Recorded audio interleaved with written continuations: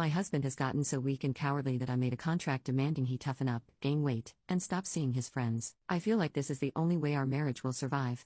So I am extremely unsatisfied with my husband, and I'm going to give him a contract in a last-ditch attempt to make this marriage more satisfying. It's still functional right now, but I haven't totally given up on it being a joy in my life just yet. My husband, 34 male, and I, 31 female, were set up by family members almost 7 years ago. Our families are conservative and value marrying young, and we were both getting a little old to be unmarried by their standards. We've been married for 6 years, and had 2 daughters, 5 and 2. He's an accountant, I'm at home with the kids now and will eventually go back to working. In the course of our marriage, a bunch of problems have developed. I'll explain them, why they bother me, and what I did about them. For one, he started believing that he has depression and anxiety and actually wanted to get a therapist. I don't believe that those are real things, and I definitely don't want him going to some lying beach who will cost $100 an hour to fill his head with lies. He stopped talking about it, but he still clearly thinks that his problem is clinical. He once ordered a weighted blanket online without telling me. I threw it in the trash before he got home. I made it clear that I don't want to hear about it and that he needs to man up. Also, he's become really emotionally weak in general and always seems on edge around me. We set a rule that if he starts crying, he has to leave the room so that he's not doing it in front of me or the kids. I need him to set a good example for them. He was thin to begin with, and he looks like he's lost at least 20 pounds. He blamed anxiety before I set the rule against talking about it. I've told him to get on that because it makes him look like less of a man and he's already short. No dice. I told him that it makes me look bad as his wife. No dice. I have to scold him into finishing his plate like he's a child. He seems to be avoiding spending time with me. He takes the kids and leaves to stay at his parents' every other weekend, and often visits friends on weekends when he doesn't. Again, often taking the kids. Often I'll tell him not to, but he does it anyhow. This has gotten more frequent as time goes on, and now he's rarely home on weekends. He works 10:30 to 8 o'clock, and often he's not home until 9 or 10 at night. He says he either had to do some overtime or he went out with a friend after work. Either way, it's happening much more than it used to. During my second pregnancy, he offered looking after the kid in the morning so that I can sleep in. He can't stop me from waking up and being with him at that time, but he does say that he likes having time alone with the kids. We end up fighting a lot when we're together. It's mostly because if he's not around a lot, I have to get at all my grievances with him while I have him. I feel like part of the reason why he comes home late is so the kids won't see us fighting. He's best friends, or at least used to be. He doesn't talk to me much about his friendships anymore, with this gay couple.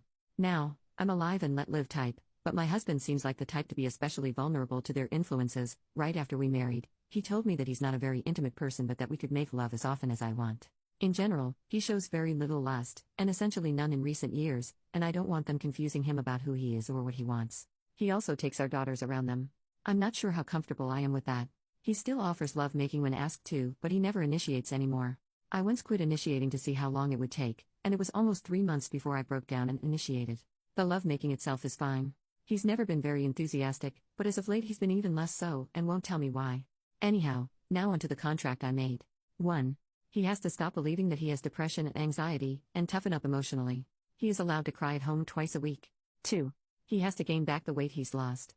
3. He can visit his parents for the weekend once a month, and can leave for a friend's house for upwards of 3.5 hours once a month. Visits of 3.5 hours or less are not restricted in frequency.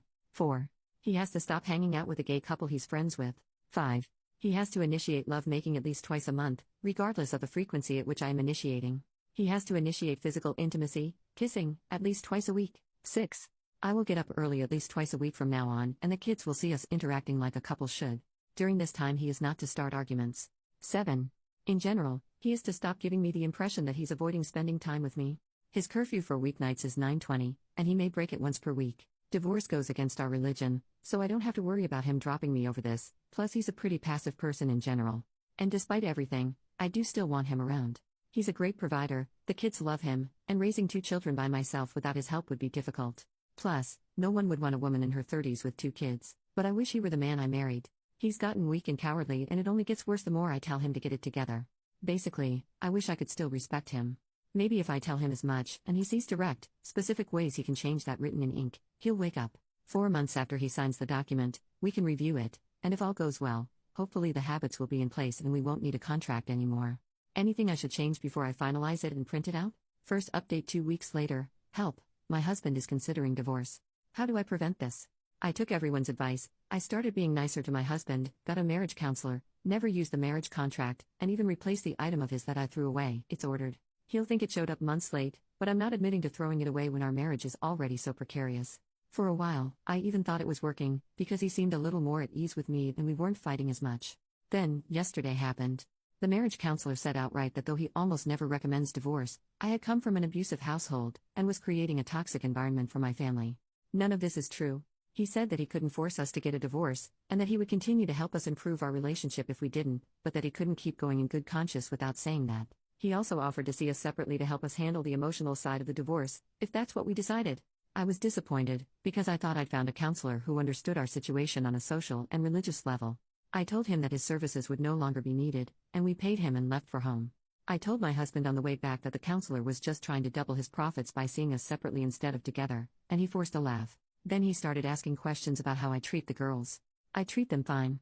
He mentioned that our 5-year-old has started leaving the room whenever she cries. Up until 2 weeks ago, I had a rule against my husband crying in front of me, so he would leave the room when he started crying during our fights. It's not my fault she picked that up. I never had that rule for her. He said that doesn't make that better. Of course it does. Anyhow, we were fighting the entire car trip. Last night I didn't see him. I was asleep before he got home. We saw each other this morning, but didn't really speak. Then tonight, he brought up divorce again and we got into another screaming match. I told him that if we divorced, it wasn't just me that our families would hate until the end of time, they'd hate him too. He was going to make us both pariahs in our church and social circles. Then he took the kids and left to God knows where, saying that he didn't care because he couldn't live like this anymore. I'm terrified right now and I don't know how to talk him out of doing this. What do I do? Second update: how to win a custody battle. We're effectively divorced, but we're not going to go through any of the legal stuff yet, because my husband feels it would be wrong to put me through that while I'm pregnant. Why he feels it's better to do while I'm caring for an infant is beyond me. He makes the money, I stay home with the kids. He said that he'll leave me enough to live on, and if I get custody of the kids, more than enough for them to live on, but he's going to fight to get custody if he can. He plans on leaving the kids with his parents while he works if he can pull it off. This is obviously ridiculous. Yes, his parents are retired, but foisting a toddler and an infant on them 5 days a week. Our oldest is in kindergarten. His reasons for this is because he disagrees with some of my parenting methods, but come on, they're in better hands with their mother. So how do I maximize my chances? Third update: how do I become a nun? I'm planning to become a nun in roughly 7 months. Where do I go? What do I bring? What do I have to have done beforehand? I'm not telling anyone what I'm doing beforehand.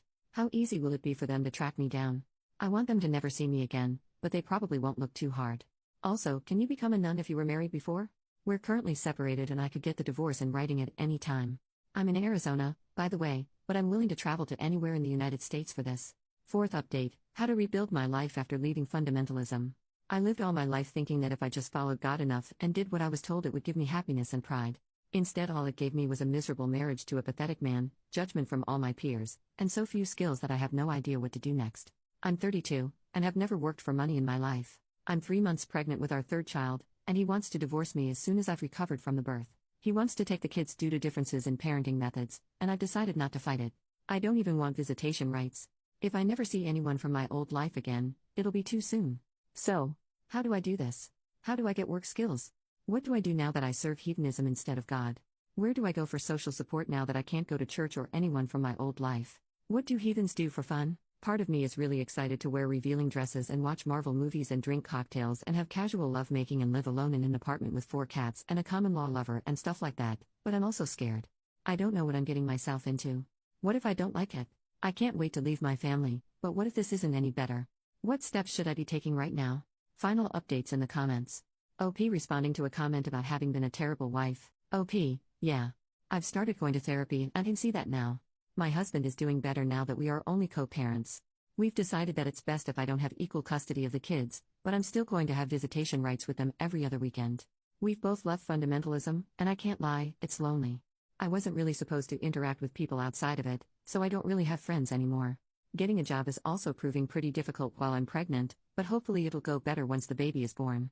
We already have a place figured out for me to move into once I'm recovered from the birth, and we'll formally divorce whenever one of us decides it's necessary. I imagine since he'll have young kids to look after, it'll be a while, but we're okay with that.